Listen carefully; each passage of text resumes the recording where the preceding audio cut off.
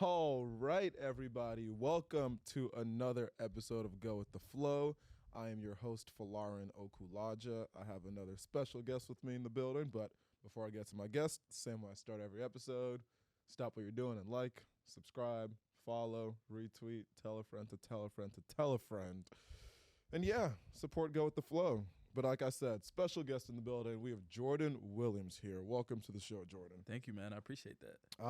And so before we even get into things, because Jordan is a very multi-talented guy, multifaceted. He's involved in a lot of very cool things that we're going to get into. Thank you. Give the people your 30 seconds to 1 minute background. Who are you? Where are you from? And then we'll go from there. Okay. So I am from Atlanta, Georgia. I would describe myself as just passionate about entrepreneurship and anything creative.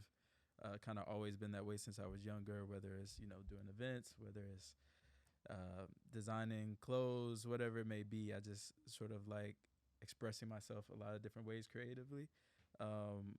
So yeah, that's just a little bit about me. My day job is like in finance, and then I feel like outside is I'm trying to explore everything. Very relatable. Yeah, Day job is also in finance, but exactly. There's the other passions that we are all pursuing out of there. For sure. And you were actually, I saw you were Penn class of 2020, correct? Yeah. Talk to me a little bit about what that COVID year was like for you and how it felt like to graduate during the pandemic. Because I think you guys were the class probably the most affected by COVID. Either you or 2021. Yeah, 2021. I always go back and forth because they kind of had a whole senior of not being on campus. Yeah, but from your perspective, what was it like wrapping up through COVID? It was weird, man. I mean, because leading up to that, senior year was great. Yeah. Like, I think coming into senior year, I kind of had the mindset of, all right, I just want to get the most out of this year. Like, I'll be outside a little bit. I'll hang out with friends as much as possible. And I remember we were on a spring break trip, actually. Me and my friends were on a spring break trip. Where? I think we were in Barbados. Oh, nice. Yeah. And so what's crazy is we were supposed to go to Thailand, and then COVID stuff started like picking up, and the airline was like, we're canceling these flights, can't go to Thailand. So last minute we were like, all right, let's find somewhere else. We went to Barbados. Almost weren't able to go on the flight because that was kind of the week where COVID was like picking up. But we were like, whatever, we'll go. And while we were there, I just feel like that was the day where it felt like everything shit hit the fan probably. Yeah. I remember we're in a bar, the TV is on, and it's just the news of like, oh, NBA canceled season, like this season's canceled, and everything in Barbados is straight. Like we're vibing, we're going to the beach. And yeah, I just remember like the next day, Penn hit us up and was like, yeah, don't come back. Don't leave your stuff, go home. And yeah, that was crazy because that was kind of the last time I saw a lot of my friends for like the next year and a half, maybe, because we all went home. Yeah. So yeah, it was just weird, man. It was a weird way to end graduation, but at the same time, I feel like that was why I wanted to move to New York to kind of make up for the lost time. Yeah. And that's always interesting how it's even just looking back on that March of 2020, it's crazy that even happened. It's amazing that we're back to normal. You walk outside and everything's okay. But the fact that the entire world shut down for a period of time, it does not feel real. Yeah. And then did you go back to campus after to end up like finishing graduation? We did. A couple years later? Yes. It was like, I think it was 2 years later, bro. Okay. which is weird because like we had the ceremony, we dressed up and everything. But at this point, you've been working in the city for 2 years already. We had full-time jobs. Yeah. So it was cool. It felt more like a little reunion, more than a graduation. But I'm glad I went. Yeah. Okay. And so now that was college. Now taking it all the way back, you mentioned. Grew up in Atlanta, and you and Brandon, who we're going to be speaking about throughout all this because you guys are sort of partners in all the ventures that you do. So I read in this article that you guys met when you were 2 years old. Is that accurate? Yeah, realistically, me and Brandon have probably known each other, not known, but we've been around each other since we were born, right? Like our parents were friends before we were born. They went to like the same church in Atlanta, and so yeah, Brandon and I are born 6 days apart, and we kind of have just known each other since we've been born, been around each other since then. We really got closer in like elementary school. I'm pretty sure. And so since then we kind of were just always around each other. Like, went to the same school, played basketball together, went to the same church. So at this point, I'm seeing him like 7 days out of the week. And then I remember like they moved across the street from us. So at this point, it's like, all right, I can walk to his house. Yeah, your best friend moving across the street from you as a young kid. That's everything. And then, we got older, and our dads were like business partners for a long time, actually. So that kind of solidified our relationship even more. So, I mean, yeah, Brandon, I sort of consider him like a brother, really, because I'm really, grew up close with his family. He's close with my family. So, yeah, there's no avoiding Brandon. Yeah. Avoiding me. Yeah, and so I read the first thing that you did together was like a toy business, but then one of the next thing you did was something called Making Money Teens. Exactly. And it was a financial education company where you guys actually wrote 2 books. First question, what does a teen know about financial education? It's a good question, man. Back in the day, I think we were just clearly we were doing our best, but we were struggling finding creative name generation for businesses. I think we were like literally 10 years old with the Kids Toys Inc. business, and I think how it started was like at that time our dads were working together. And they had given us this book called Rich Dad, Poor Dad. I just started reading that book. Yeah, I just started literally. I mean, so I have a horrible habit of, I need to get better about reading. First of all, I always make one of my New Year's resolutions. And so I'm always reading a book. But actually, I started it when I go to Montreal like 3 weeks ago at this point. So I was actually at the spa and I read for an hour, read like 60-some pages. Haven't picked it up in 3 weeks, but that is the book I'm reading. So I will get back to it and finish eventually. Listen, let me tell you this, brother. Once you do finish, it will make you want to start a business called Kids Toys Inc. I'll tell you that much. So you read that as a 10-year-old?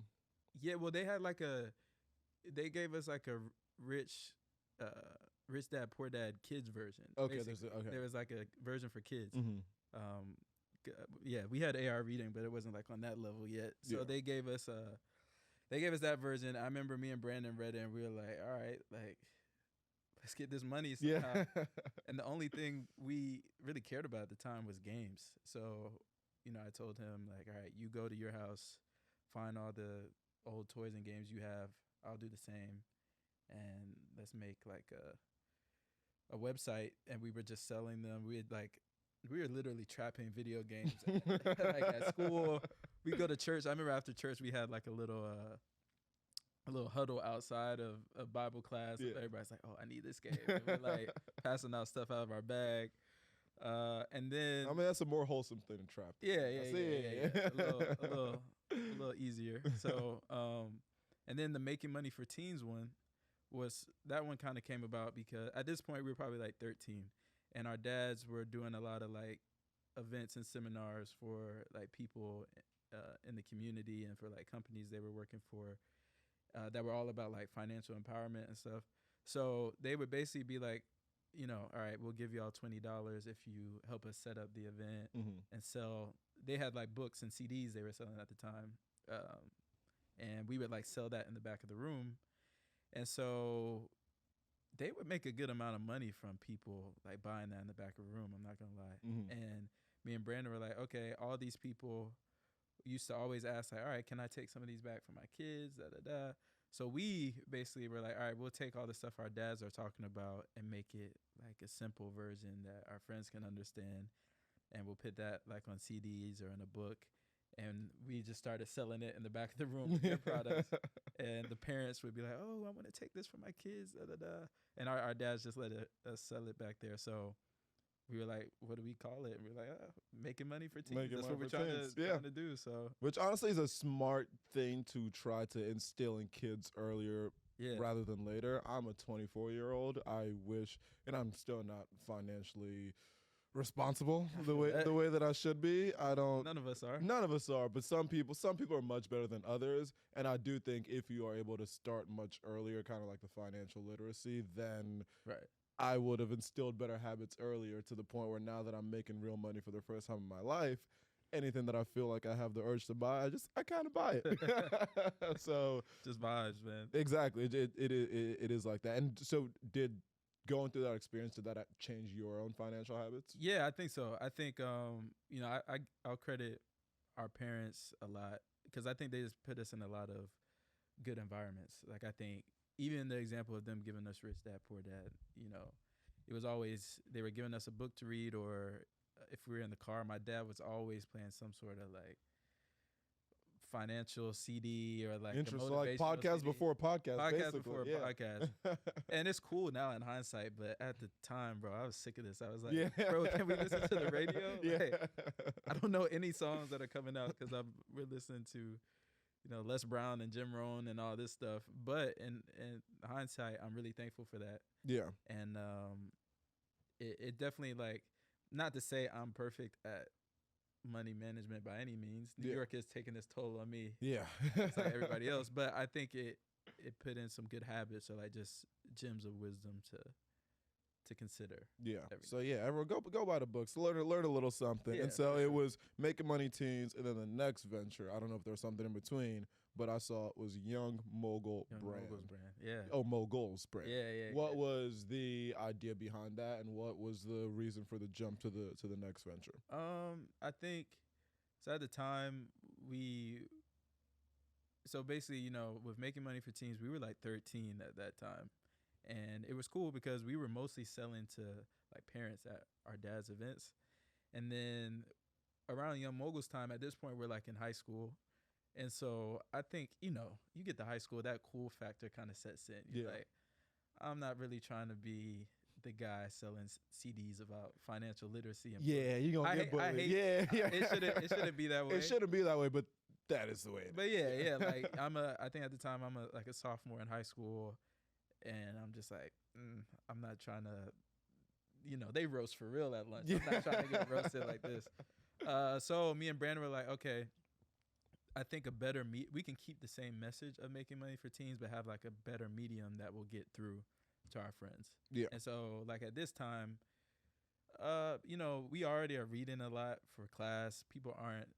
Most kids weren't like just reading for leisure in high school. So we were like, a lot of our friends care about clothes, they care about shoes, so let's try to make a brand that embodies that same Making Money for Teens message, but sort of in a more relatable way. Yeah. So Young Moguls brand was just sort of all about, trying to have cool designs, stuff that people wanted to wear, but the brand was really all about promoting people, thinking like entrepreneurs, thinking like a mogul, wanting to build their own projects and enterprises, and just being reminded of that whenever they were wearing the merch.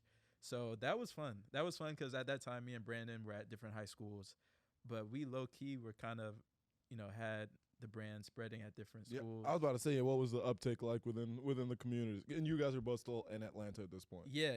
I mean, at this time, we're both living in Atlanta, but I'm going to school in a part of Georgia called Gwinnett. And Brandon had actually started going to Buford High School. So he's living in Atlanta, but driving pretty far. And I remember at this time, we were really using social media to our advantage. Mm-hmm. This is when we kind of started using it a lot. Which I feel like you were probably earlier on. And people don't get. We'll get. I saw you guys had a podcast actually. Which I'll get to. Which again, the fact that you guys are high schoolers having a podcast in like 2016, that is way ahead of its time. Nowadays, everyone and their mother has a podcast, as you can see. But in 2016, that's damn near trailblazer. No, fair. We had like a good solid 3 episodes. It's something. It's more than most people. Let's give a lot of that. Yeah. But I remember we were just on Instagram a lot, but we were on Twitter a lot. And we would do like these giveaways on Twitter where, people have to retweet and they could win like a hoodie, and people just started retweeting it, and it started like catching on at different high schools. So it kind of started off with us. Like I would take it to, take shirts in my bag to high school. Brandon would take shirts to his high school, and I would just sell in the middle of class or like, after always school. Hustling. I love it. Always hustling, man. But it was cool because then we were like, okay, other people are interested. Like, let's make a website. Let's make it like a bigger thing. And it actually started to get pretty good traction around Georgia. We had like some radio stations, want to feature us and tell the story. So I feel like we had good local buzz. Yeah, which is organically. Which I even saw when I was Google looking you up, is the amount of articles that there were about Young Moguls. Yeah, it was like, catching some good steam. Yeah, it actually seemed like it picked up a solid amount of traction. And then eventually you were able to meet Steve Harvey and get a scholarship. Can you talk about that story? So, so basically at that time, so I guess flashback to our junior year of high school, right? And Brandon goes to this program called Disney Dreamers Academy. Okay. And it's basically sort of like this mentorship program that Disney does with Essence Magazine and Steve Harvey, and they invite, like, they have an application, and then they pick 100 high school students from all over the country to bring to Disney World for like this 1 week experience where it's just, all these mentorship sessions. They bring some cool celebrities. You sort of really just dive into learning how to dream and learning about what you're passionate about in life. It's really dope. They still do it now. And so junior year, Brandon's like, yeah, I'm going to Orlando for this little trip. I was like, dope, have fun. And I get on Instagram, and Brandon's just living his best life. Like, mind you, Brandon did not tell me he was applying for this. He just tells me when he gets in. He's going, yeah. So I'm just like, Brandon's literally out here. He gets interviewed on the Steve Harvey radio show. He's like Cam Newton is there, and Stephen A. Smith. And so I was like, all right, bet. Next year I'll apply. So I applied the next year. I got in, and bro, to this day, it's really probably like a life-changing experience for me. Literally, I just think it was just really cool being around so many influential, celebrities, but also a lot of people my age who were really just going after their dreams in a cool way. And I think the producers of Steve Harvey's show at the time kind of found out that Brandon and I had both been through the program. Mm-hmm. And so they had reached out when they learned that we had a business together, and they were like, oh, we'd love to feature you guys on Steve Harvey's talk show that he had at the time that he doesn't have anymore. So yeah, that was an amazing experience. Like they flew us to Chicago. We got to talk about the brand. He actually ended up giving us like $5,000 check for the company at the time. So that really helped us get a lot more reach, because at the time, Young Moguls brand was just a project with some high schools in Georgia, but that sort of built the following a lot bigger and started getting orders from all over. So that was really cool. Interesting. And so I'm going to ask you the $1 million question that is always pops up on Twitter every now and again. Would you rather get $500,000 or dinner with Steve Harvey? Sounds like this is a life-changing experience, and so dinner with Steve Harvey might be what you want to do. That's a good question. I know people use. Okay, how much money are we talking? It's usually Jay-Z, but I'm using Steve Harvey since that's who you met. How much money? 500. Okay, let's actually up it. $1 million or dinner with Steve Harvey. Respect to Steve, but I might be taking that $1 million. I will agree. say though, I think that's always the right answer. He might not. I could be wrong. He might not be even mad at that decision. But I will say this: I think I haven't had a lot of convos with him directly. Not any really, except before we started recording that episode. But I think just from the opportunity to go to Disney Dreamers, and we had some sessions with him. And he even during the time when we were recording the show, gave us some really good gems. Mm-hmm. And I think, I don't know, I feel like he would tell us like, yeah, take that money and go do something. I would assume so. We'll link up once you get some money. Exactly. I feel like that's always the right answer. Cause I mean, it's funny though, because you said that this experience that you had was like life changing in a way. So I think that's the way people look at it, where it's like, oh, you're gonna have your life change and eventually be able to make way more money. But I'm gonna take the money. I'll flip it some way somehow. No, facts. Yeah. I will say that would be a good dinner though, because I mean he's one of my biggest role models still. Like I have a lot of respect for him. I think he's so business savvy and also just hilarious. Yeah. So I'm great host of family. Yeah. Talented man. Very being talented able to host man. Very talented. Very talented. Okay, so now fast forwarding a little bit into the future. Yeah. You published your own book called Breaking the System, Unlocking Your Limitless Potential.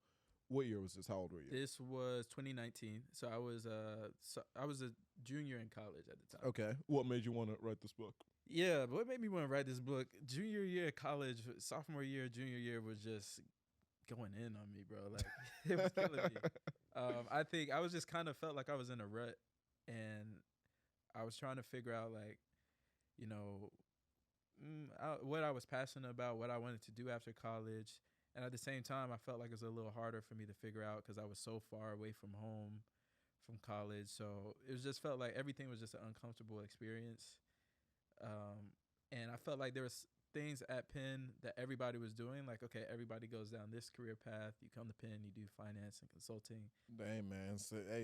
Same at every Ivy League. Yeah, you same go at and want every to change the world, and then you end up in finance, consulting, or tech. Exactly. And then these people do end up changing the world, so I'm being somewhat facetious, but yeah. Yeah, no, that's a fact. So I think I was just kind of figure out, like, all right, I see, the paths that everybody else is taking and people are saying I should take, but I'm just trying to figure out what I really am passionate about and what I want to do and what's my route. So it kind of started off as me just journaling a lot on different topics. And eventually I would have conversations with a lot of people, my roommates, Palumi, Nick. Shout out Palumi. Yeah, shout out Palumi. And I think they were going through a lot of the same thought process as well. So I was sort of thinking, all right, how can I package these journal entries in a way that other people can read or other people can relate to? And take something from it? Yeah, and it sort of just came together to be a book. And honestly, during that year, junior year in college, it was just really therapeutic of every day after class, just going to the computer lab, writing a lot. And I think it was just a good experience for me to get all those thoughts out of my head and on paper. Something I even now I want to get back to doing. So yeah, that's kind of how it all came together. Yeah, and I've started journaling this year, but not the type of entries that I think will make a book. Hey, you never know, bro. I mean, more just my own personal. Remember this episode when this book comes out? Funny enough, I do want to write. I want to write 2 books. Okay. One, like, hopefully when it's all said and done and I've accomplished a little something, sort of a memoir, but also similar to what like you next year type of thing.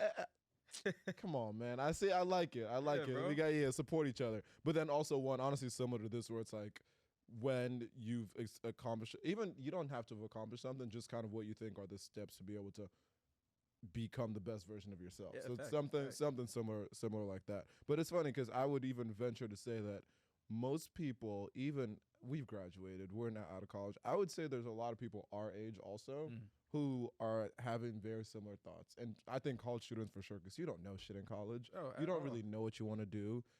Other than like maybe people who know for sure they want to be doctors, those are some of the only people who will stick with the same path throughout. But even then, a lot of those people will switch what they want to do. Yeah. I would say even before the age of 30, most people are still trying to figure out what it is that they want to do. For that. It is like there's so much to do in the world. Depending on when you go, on where you go, some schools will try to not force you down certain paths, but it's just kind of the way that the chips end up falling.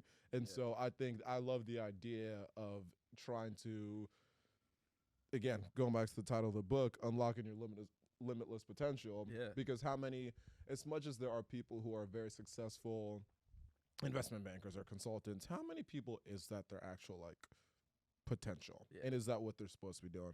I would venture to say not most, and there are a lot of people who probably settle for things when they should be trying to look around and do what is best for them. So it's a tough one. One thing that I struggle with. I think most people are trying to figure out what exactly is the real purpose in life, but I think the fact that you're able to realize that was something you struggled with, had something that you could potentially give to other people to help them better their own journey. I think it's all just very cool. Then what is the actual process of getting a book published? Like, can I just get how do you do that? Good question. So in the nature of the topic of breaking the system, I was really adamant about, well, first of all, there was no publishing houses knocking at my door to publish this in the first place. Yeah. But I think that goes along with the title of the book, because I think it was all about doing things your own way. So I knew I wanted to self-publish the book, which is a challenge in and of itself, just like having to finance it yourself. I kind of treated the book as just my whole creative project. So like I designed the interior layout, I designed the cover. I had someone else edit the book for me, but I did all the writing myself. I kind of just wanted it to be my holistic project that I had most of the control of, just to go along with the title, like finding my own way to do things, not having to conform to the societal norms of ways to do things. So for me, it was just like, okay, let's outline and handle the writing first. I connected with a few different editors after I'd gone through that process, and they sort of, helped me revise things, gave me different tips. And then it was sort of like, okay, what do I want to do for the cover design? That's a whole process in and of itself. But I think the Young Mogul stuff kind of prepared me to like have some skills with graphic design there. And and then I sort of got connected with this company called Digipod. Shout out to Digipod. Shout out Digipod. They're like a printing company in Michigan, and they really helped me just like make the printing process easy. I even use them for the yearbook, so I've kind of been working with using their services for a long time now at this point. And yeah, from then on, it was sort of like, okay, when you don't go the usual publishing route, when you self-publish, you kind of just have to be really creative and hustle to get your book in the hands of people. So that was the toughest part for me. I think it was like, all right, do I do like book release events myself? Am I making a website to sell the books? Am I going to try to go the Amazon route? But I like that. I think there's certain value that comes to just doing things your own way and owning the whole process. Yeah, it might be a little bit harder, but it's cool when you get to say like, I did this myself. Yeah, I'm keeping all the profits myself too. Yeah, you did it your own way, and you're able to kind of put out exactly what you wanted to. And so you just mentioned the yearbook. Perfect segue. People are like, what yearbook? What is he talking about? So the way that we even, I think, was that the first time we met? Was it at the? I think it might have been. I mean, because or if not through another time with Palumi, that might have been the first time. Yeah, that actually might have been the first time we met. But okay, so the yearbook, the Brooklyn Yearbook, which is an event that you and Brandon, it's your little brainchild that you put together about a month or two ago, however long ago it was. Tell the people what even is the Brooklyn Yearbook. Yeah, so the Brooklyn Yearbook is basically like this, we call it a headshot social mixer, but it's also like a physical keepsake. So it's sort of like a two-part project. The first part is the headshot party. We call it Picture Day, where we basically, have people come through, a lot of different creatives, dope people from around Brooklyn, but also that are, maybe visiting town at the time. And we basically have a photographer set up, and people get their headshots taken with the photographer. And so besides that, it's really just, a social mixer of having music, having drinks, just good vibes, and just creating a space for people to meet and have a good time. And then, so people get their headshots, and then after that event, you sort of get into the second part of the project, which is actually the yearbook. And the whole point of the Brooklyn Yearbook is to really make this like keepsake that has everybody's pictures from the event, has all the photos, and sort of takes people back to that high school picture day type of vibe, or that feel when you were in high school and got a yearbook. Just because we wanted to create something where people can have something to remember and look back on, to remember like, oh yeah, this is who I was hanging out with at this time in New York, being able to see all the memories from that time. So that's really how this all came together. I've just wanted to use nostalgia for that. And we're also kind of building that yearbook into being something that people can use on a monthly basis as like a journal. Mm-hmm. So, where they can write down their goals for whatever month, write down their favorite memories at the end of the month, so that at the end of 2024, they can look back and be like, wow, look at all the memories that I have from every month this year, but especially, the headshot event. So it was, we did the first one, doing the second yearbook pickup day next. So that should be fun. And I was at the first event. And shout out to you for coming through. Of course. It was, and I think when we were prepping for this and for the podcast that we're going to do on the second one, I mentioned this to you, where in the city especially, there are a lot of people who will people are always looking to meet people. That I think is the most simple statement I can make. People are always looking to meet people. It's hard to figure out what the best venue for that is and the best avenue for that. as someone, one, I tend to be a more social person, so I'm able to like interact and meet with more people. But I don't really think that there are a lot of events, kind of like the ones that you hosted, that give people a easy place to meet people. Have sort of an objective where it's like, oh, you're doing the headshot that's going to become the yearbook, but then also socialize and interact with people who are similar in the sense of they are all young in the city, all interested in doing different things. And so that was my favorite part about seeing your event come to life. Was again, there's so many people who even just talk about trying to do different events, like, oh yeah, it would be great to do X, Y, and Z, but you guys actually were able to make it happen in such a successful fashion. And so I remember, so Palumi was the one who told me about it. And we were just sitting there and we were just looking around the room and being like, okay, the fact that you got this great of a turnout, all great vibes, everyone's just enjoying each other's company, you're meeting so many different cool new people, that it was just such a special thing to be a part of. And so I'm glad that I was able to be at the first one. And again, the part 2 I think is going to be even more special. Because we got you there. I mean, other than Go With The Flow being part of the show. Live pod setup. Yeah, I think, again, it's literally bringing it full circle, kind of like you just said.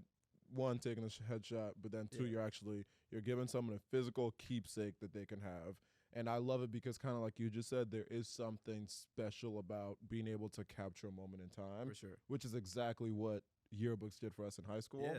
When I think about my podcast and even what like the long term is for it, I'm like, regardless of whatever happens, this is capturing a moment in time. It's a beautiful thing. And I can always come back and say, okay, on March 16th of 2024, this is where my mindset was at. This is who I was talking to. This is who I was speaking with. Yeah. And you've made that an avenue for basically anybody to be able to participate in. And so I think that was the most special thing about it, and just something that I hope it's not only 2 events. I hope you guys, I hope you make it something that you keep on going, but I do think it was a special event. No, I really appreciate that. Those words are definitely resonate with me. And, I think especially you saying the part about capturing a moment in time, and I think you described it perfectly. Like, that's exactly what this is.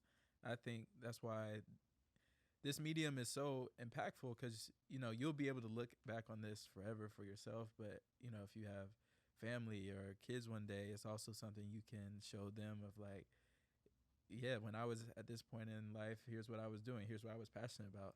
And I think right now that's been really top of mind for me, because I think I've been having a lot of conversations with my parents or, even grandparents. And I'm at the point where I'm just trying to learn from them so much. But I think the biggest way I want to learn from them is I just want to be like, how did you handle this part of life that I'm in? Like, what did you do? What was different? Who did you hang out with? What did y'all do after college or after class? And I was talking to my parents about this the other day, and they were like, yes, they have memories, but they don't remember all the details of things from 40 years ago. And they don't have videos and pictures to show like, yeah, this was my friend so-and-so. This is videos of the conversations we had. But it's such a powerful thing if you can show your kids that and have them learn from that, or just have anybody learn from that. So I just think it's so important to be able to capture moments in time for yourself, but you just never know who else it might, benefit down the line too, which is exactly why this is really cool. Yeah, 100%. And I mean, again, I was someone who was at the first one. I can't speak enough about how much I enjoyed it. For the part 2, which is on Saturday, April 13th. Yes, sir. I want you to look into that camera and tell anybody why they should even come. You should come. You should come. Maybe you shouldn't come, to be honest. I'm just kidding. No, you should definitely come. I mean, I think the biggest thing is this event will be centered a lot around the actual yearbook, which I think will be fun. Whether you're at the last event or not, whether your picture is in it from the last event or not, it's really this resource we've kind of built to be a companion for you every single month, where you can, document your goals, your manifestations, what you're striving for every month. And then at the end of every month, also being able to reflect on what went well during that month, what needs to change. And also, I think it would be cool to have everybody in the room just signing each other's yearbooks, like in high school, and just creating this memento that we can always look back on as everybody progresses in their own lives, and just see like, wow, it's cool seeing where I was, where so-and-so was at this point in life, and look at where they are now. And if that doesn't convince you, you should definitely come, because Go With The Flow is going to be live recording live, at the on event. scene. I'm really excited about that, bro. I'm excited for That's it gonna too. be fun. I'm excited for it too. This is gonna. I mean, I've only ever done podcasts in these types Yeah. of settings, sitting with the one guest, but I'm excited for the idea. And so for people listening, the idea is I will be recording an episode for 2 hours of it. So episode it starts at 1:00. Yeah, so it looks like the event's probably gonna start at 2. Okay. We'll probably do 2 to 5. Okay. We also had to switch the venue, but we'll talk about that. Okay, we'll talk about that. Yeah. Talk about that after. But yeah, okay, yeah. But so there will be I will be there with a microphone, 2 microphones, and I'll be recording. I'm gonna have the guests who are there. It'll be something for you to do during the event. You can pop by. We can talk about sort of what brought you there. We could talk about what the yearbook will mean to you and how you plan to use it, and just those different types of conversations. Think like red carpet interview when you're watching your favorite awards show and there's just people cycling in and out and having different conversations.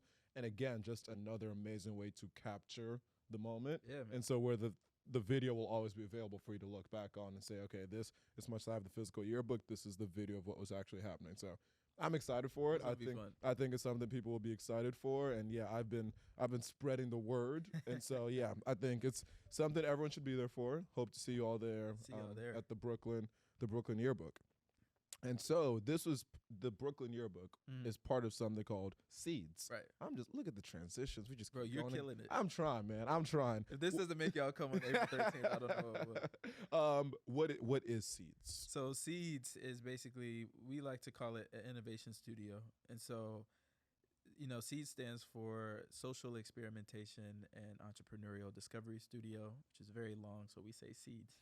And basically, we just want to create an innovation studio where we could just get our ideas off. I think, Brandon and I like to go down the creative rabbit hole a lot of times. And I think usually in business, when you start a business, people, expect you to build it out and grow it for years to come, which is great. And I think that's important. But I think for me, I kind of wanted a creative medium where it could be expected to just continually try new stuff. Like, I'm going to try this project, expect it to be short term. If it's good, maybe we'll keep it and spin it off as its own thing.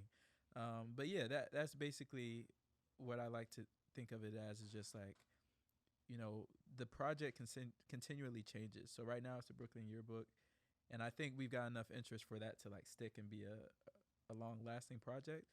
But eventually we'll switch to the next project, and it won't always be events. It might be, a physical product. It might be a mobile app, some sort of service, just continually putting out ideas. So I kind of like to look at Seeds as like this creative museum. It's like an incubator kind of. Exactly. Yeah. And so Brooklyn Yearbook is the exhibit at this creative museum right now, but the exhibit, continually changes. And I'm excited for whatever the next one will be. But this one has been real fun. And what are some of, when you think like, I'm also someone who is always thinking of different ideas about things to do. Yeah. It's how many of them do I actually implement? Not a ton. Yeah. But I'm glad that I did it with the podcast and that's still going. But again, similarly to what you said, like you think of a lot of ideas, some work, some don't. Yeah. I think I could do better about actually trying to put action behind some of my thoughts. When you think about some of the more loftier goals or ideas, is there anything that comes to mind about like, oh, this would be dope if we could accomplish? I think so. Our first idea was an app. I won't say the app idea fully because I think you don't want it to get stolen. I think we might want to still do it, but I think at the time, like, we had just started Seeds, and I think we were kind of just a little in over our head with that project. Like, it was going to be one that required a lot of money. We didn't really have a base of people interested in Seeds yet. People didn't know what it was. So that's why when Brooklyn Yearbook came up, I was like, all right, this is actually the perfect first project, because we can kind of engage with people in person in an event. It's a good way to like build our brand and show what Seeds is in a way. And it's also a more low cost way to start. So I think, people a lot of times are like, oh, so you guys do events? It's like, yes, but eventually we want to show that we're not just like an event planning company. Like, we want to put out a lot of different projects that aren't just events. Yeah. So hopefully we'll get back to that mobile app idea. We have the concept for like the Seed studio sessions, which is basically like this series of music kickbacks at recording studios in New York that we'll probably do as like the next idea. So yeah, a lot of different ones. We want to do the Seeds Gala still. That'll be one that's expensive, but we'll find a way to You'll make find it the funding. Yeah, you'll find a way to make so it yeah, happen. I think that's the fun part of it, is like finding a way to make it work. Like with all the limitations, with budget, with New York being expensive, how can we make it a reality? Yeah. And if people have their own ideas, do you want them to like reach out to you? Yeah, for sure. It's a collaborative type of effort. That's actually why I've been most excited, is I think, we started Seeds wanting to be like an innovation studio that people come to. Like the goal is for it to be, when people have an idea, they know like, oh, let me reach out to Seeds, and they can help us sort of bring this to their network and also just bring it to reality. But we realized before that we kind of have to show and prove. So we're like, okay, let's build our own portfolio of projects, which is why we started with Brooklyn Yearbook. But I'm happy now that, a few friends have seen what we're doing and reached out about, wanting us to help with events they're doing, or just with creative direction for projects they're doing, whether it's not even events. So we love to collaborate. We've been doing a few now just with like creative direction with people's websites or with people's events, even with, some music events coming up. So yeah, call Seeds if you love it. Need some help on anything. I might tap into that for the podcast. Let's see what other ways there are to collaborate. I'm always looking again to try to build this brand. Also, man. Always looking for collaboration. But okay, wait, Tion, how long have we been going for? 46 minutes. Okay, this is good timing. And so now transitioning, so outside of all the different things that you've been working on, now something more that's been a personal thing that you're doing for fun. Yeah. I saw on your Instagram that you are getting into stand-up comedy. Yeah, bro. Tell me about this. How did this happen? How did I get here, bro? I don't know. This is, I mean, I feel like for a while I've told my friends that I would like to try it. Just at the time, it was kind of like a bucket list thing. I just wanted to try. But I never really thought a lot about it. And a few months ago, I was actually doing like I was kind of talking to this one lady that had a startup, just like talking about some projects she's working on. And the topic of comedy came up because apparently she hits all the scenes of just like loving to go watch shows. In New York. And I had told her what I tell all my other friends, like, oh yeah, I would love to do stand up, just like to try it. But she was different because she was like, oh, I could definitely see it, like you should try it, But she actually came back with an idea. Like she sent me this email she had got, like, oh, Jordan, the Comedy Cellar does these comedy classes, you should take it. Okay. And at the time I was like, no, like, I'm not doing it. But then I thought about it. And I was like, you know what? Like, I actually would do it. So I ended up signing up for one. What does a comedy class entail? Yeah. Okay. So basically, it's a class that I've had every Monday. Wow. This is for how long? It's been about 6 weeks. Wow. Okay. Yeah. So every Monday, 7 to 10 p.m. Sheesh. You're getting a degree, basically. You're going to night school. Yeah. The worst time for me to be funny. So, yeah, like, I feel like all my friends have been going back to, like, MBA school lately, and here I am in comedy. Yeah. It's cheaper, I guess. And so, yeah, basically there's, like, 10 of us in my class. We'll, like, literally sit in a circle. And it's funny because we talk about jokes, but it's so serious. Like, it's such a serious class of, like, actually, really a lot of the class is about, like, comedic writing. About, like, how to set up jokes in a stand-up format, like, different methods to use, whether it's, like, callbacks or sort of saying it without saying it, just all these different schemes to get a laugh out of people.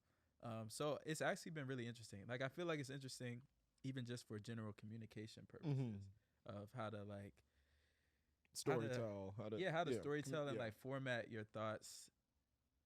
Honestly, at the end of the day, just how to, like, format arguments, like how to present an idea, defend that idea, and, like, close it in a succinct way. Yeah. And then basically we have to do like a showcase. I was about to say, I would hope there's some sort of way that everyone could come watch. So, I mean, that's cool because since it's a Comedy Cellar class, we get to do it at Comedy Cellar, which is going to be pretty sick. So that one is next Saturday. And then she gave us like our teacher booked like another gig for us on April 5th. Before you know, you're going to be a touring comedian. Be like, how did I get here? So before you know it, I am a joke. Here I am. So what's your comedy style? Who's your favorite comedian and what's your comedy style? So, I mean, my favorite comedian as of lately, I'll say, is this guy named Nate Bargatze.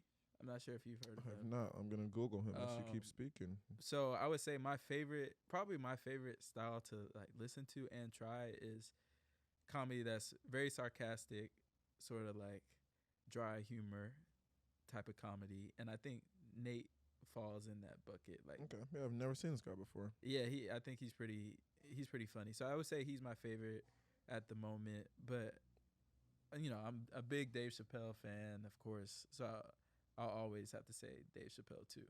Dave Chappelle. Interesting. Nate Bargatze. Yeah. So I've been watching a lot of his stuff lately. And that's been the cool thing about the comedy class is like each week she kind of gives us assignments of people to like watch and study and see how they approach it differently because so many people just go at comedy completely. Yeah, and I was going to say, okay, and you just answered that. So it's changed the way that you look at comedy, but are you still able to have an appreciation for it? I think I have even more of an appreciation for it now because there's certain people where before I would just watch it and be like, I don't get it. I don't get it. Yeah. But I think, which is me with a lot of comedians. Yeah, which is fair.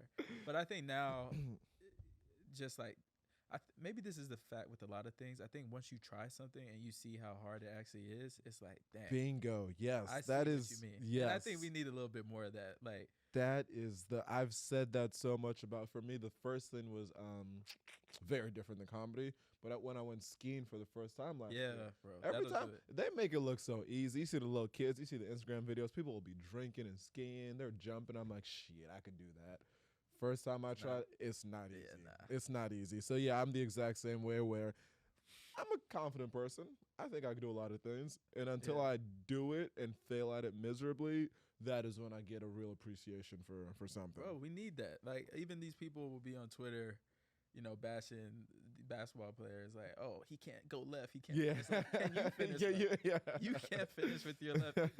Although I will, that is, and the fact that you brought up the basketball one's an interesting one for me. Because someone asked me a question the other day. They were like, if you were to get thrown into, because you play basketball. Yeah. In high school. I play basketball in high school too. Just play pickup every now and again. But there's something about me that makes me, so the question is, if you were to be put into an NBA game and you were playing in the general flow of the game where you know what, they don't know that you're you who's not an NBA player, so they're giving you a lot more attention. Yeah. You are in the body of an NBA player with your skill and your size. How many points do you think you could get? Regular season game, it's not the playoffs. It's lax defense. Give me an example of an NBA team I'm playing. Like, okay, you're playing the Pistons in fair. In January. Here's what I'll say. I could get you. I'm gonna get 2. Only 2, bro? I need you to be more confident in your abilities, bro. But I'm getting 10. I'm getting 10, 5, and 3. Honestly. and when in the game are we talking? Are we talking so you're first playing 3 quarters or like fourth quarter blowout? So you're playing natural flow of the game. So you're in and throughout the game, and you're just kind of going like you're a part of the team. You're going through the motions. Here's the thing, bro. It's just like there's no in between here. Like I'm either getting 2 or I'm getting 30. Like there we go. I'm either getting 2 or I'm going like Mike. Yeah. And I think like Mike has messed up my mindset because I fully think that's possible. Yeah. If I'm wearing the right shoes, I'm going in, and I just think. Yeah, Cade Cunningham he can do what he wants, but if I got the right shoes, 30. Yeah, which is why for the most part I agree where it's like until I try something, I'm like, I know I can't do that. But there's something about watching NBA play, not even just the NBA players, but when you play basketball, I feel like every dude who's ever played basketball swears they're like, on a good day, they could do whatever they need. Sure. And so I think you put me on an NBA court, normal course of the game. I'm 6 foot tall. You put me on the court, my size, my everything. Somebody needs you. I think I could get 10. Yeah. I'm a little pesky defender. I think I could lock some people up too. So that's Listen, Hawks, tap in. Hornets, tap in. I was about to say there's some teams that really do need some help. I mean, since speaking of the topic of basketball, we have March Madness is about to happen. Yeah, can't When wait. this episode is going to come out on April 1st, the Final Four will be on April 6th, and the finals, I believe, will be on the 8th. We have Ivy Madness going on right now. Princeton's actually down 10 to Brown, which I'm down 15 to Brown in the second half. Okay. Not great. Not great at all. Do you have any predictions for who you think is going to win the whole tournament? Here's the thing, man. Like, I could cap and make a prediction right now, but I really have no idea. The thing, I was telling you a little bit before it, but like, the thing with me, I keep up with NBA basketball pretty much all year round. Yeah. With college basketball, like I have teams that I'm fans of, but I don't watch a single game until like first round March Madness. Until then, I'm just zoned out, and I'm like, oh, March hits, time to watch March Madness. So now that's the point I'm at. So I have no idea. Like, and I feel like the seasons where UNC isn't really doing well, I'm kind of just. I don't know if they're not. They're actually doing really well. All right, well, it's time to tap in. Yeah, they're actually going to be a back. 1 seed. Joe Lunardi confirmed. I was watching SportsCenter this morning. He confirmed they will be a 1 seed. So they're been okay. Well, that answers my question. I know exactly. There you go. That makes it easy. I mean, yeah, they won ACC regular season championship. They're in the finals against NC State in the ACC tournament. So they've had a good year. See, I don't know why this is the case with me in with college basketball. Like, I don't know why I don't watch the regular season with football. College football, I'll watch the regular season. Yeah. But college basketball, I'm just zoned out. I know nothing about it. Fair. So I just have schools that I like. Fair. And it's okay. I mean, there's a lot of people who are like that for the NBA, where they don't watch the regular season and then they just watch the playoffs. That's interesting to me because I gotta watch. You watch it? I mean, yeah. I'm watching basketball like every night. Oh no, I watch everything. I literally watch regular season and playoff NBA, regular season college basketball, and I watch way too much sports, but that's no such thing, brother. Yeah, hey man, I agree. Okay, but we are coming up on an hour, and so that's gonna bring me to final 2 segments of the show. All right. First one is I have my guests come with 5 songs that describe who they are as a person. I'll just have you say each song and say the reason you chose the song. And Listen, feel free to pull out the list. I just want to say that it's not a memory test. This was a very hard assignment. Okay. This was I was literally up last night like 5. I don't know if I can give you 5, but I will say these are my 5 right now. Okay. The 5, if you ask me tomorrow, it might be different. Might change. That's okay. But okay, number 1, we're going Loaded Bases by Nipsey Hussle. Okay. Why? I love that song. I love that album. So that's Victory Lap album is one of my favorite albums. And I feel like that song is honestly how I feel right now. Like, I feel like in a situation where, things are lined up well, loaded bases, which is good because there's a lot of opportunity, but also a lot of pressure. And it's just like wanting to have the confidence of, right, loaded bases, things are there. Let's go knock it out of the park. Let's make the most of the opportunity here. So yeah, I've been listening to that album a lot, and it's always one of my favorites. Love it. So number 2 is a song called Kid Again by PJ Morton. Okay. I'm definitely a PJ Morton stan. I love that album. And let's see, number 3 is a song from Andy Mineo. Shout out to Andy Mineo. The song is called I Don't Need You. Who's Andy Mineo? So Andy Mineo I guess he could be classified as like a Christian rapper. Okay. I don't know if he likes that classification or not, but I think his music is really dope. I think that song and that album is really dope. So out of all the ones, that might be one of the favorites right now. All right, so that's 3. Is that 3 or 4? I think that's 3. Loaded Bases, Kid Again, I Don't Need You. Okay. Number 4, Bad by Michael Jackson. Okay. Fire. Why? Just I don't know. I just like I feel like until obviously I heard that song a ton growing up. Like, it's Michael Jackson. But a month ago I heard that song again. I was like, damn. That's actually that song is one of the ones. Like, that song is fire. And I don't know, I just like the whole vibe. I like the energy he's coming at on that song of just like talking his stuff. pitting himself up against whoever says they're big and bad. I think there's a certain, dope element to that. Okay, and song number 5. Song number 5. This one was tough, man. But I chose Tuscan Leather by Drake. Great song. Great song. Great song. I've been listening to it all this morning. So yeah, that's the 5. All right, good list, strong list. I like it. It's hard, man. There's a lot that had to cut out to make that 5. I mean, 5 is hard, and it is variable. It'll change based on the day, based on the whatever. But again, I haven't heard a list on here that I haven't liked. If my roommates are listening, there's which no they better country be. music in that 5. What's wrong with country music? That's what I'm asking them, because I normally my 5 would have a country song. But they're anti-country. Yeah, but I get a lot of hate in my household for listening to country music or singing country music in the shower. So you got off this time, but the next time I get a 5, there's probably a country song. As there should be. A big fan of country. But okay, to wrap us up and end it, segment that I've been doing is based off this article that I read where it asked people in their early 20s to predict their ideal life 10 years in the future to the most specific detail possible. I'm going to flip that question to you. 10 years in the future. 10 years? You're going to be how old? 35. 35. Where do you want to be in 10 years when you're 35 years old? To the most specific detail possible. Where are you living? How many houses? How many vacations? Just as much detail as you have. All right, bet. Let's get into it. 35, I would like to be living in Atlanta as like my home base. Like where I want to build a life. I would like to have, a home. Having a house would be nice. Yeah. In Atlanta, but I still want to have a big presence in New York. So I think my ideal life is like home in Atlanta that I own, and then maybe having a place in New York that I rent or own and visit frequently.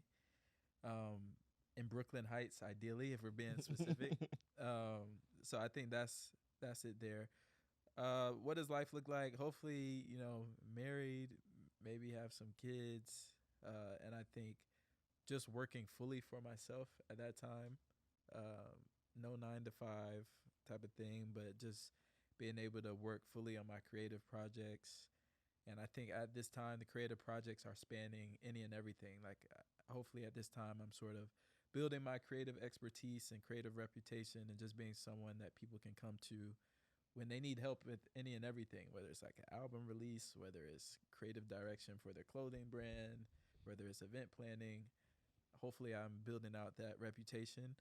And, hopefully my goal is to just still be, also just maintaining a good reputation as a person in general, treating people the right way, handling myself in a way that people care about that more even than the things that I'm doing. And hopefully still maintaining all my friendships with the people I love as well. I think that's the dream scenario, man. Love that. And because this episode captures a moment in time, 10 years from now, hopefully all that is existing for you. And you can look back on this and be like, wow, I checked every single part of that off. With some Ben & Jerry's ice cream. I love that. All of that, everything I said with some Ben & Jerry's with some Ben & Jerry's ice cream. Yeah, I just wanted to capture that in this. Yeah, as you should. As you should. Well, it's been a great episode. It's a lot of fun, man. Thanks for having me. Thank you for coming on. Do you have any final words for the people? No final words. Just hope you guys enjoyed the episode. Hope you guys keep supporting Go With The Flow, and hope you guys come through to the Brooklyn Yearbook. By this time, when this is out, we probably will have announced the LA Yearbook too. Oh, wow. So tap in with the LA Yearbook if you're in LA. And yeah, man, that's it. Beautiful. This has been another episode of Go With The Flow. Thank you for listening.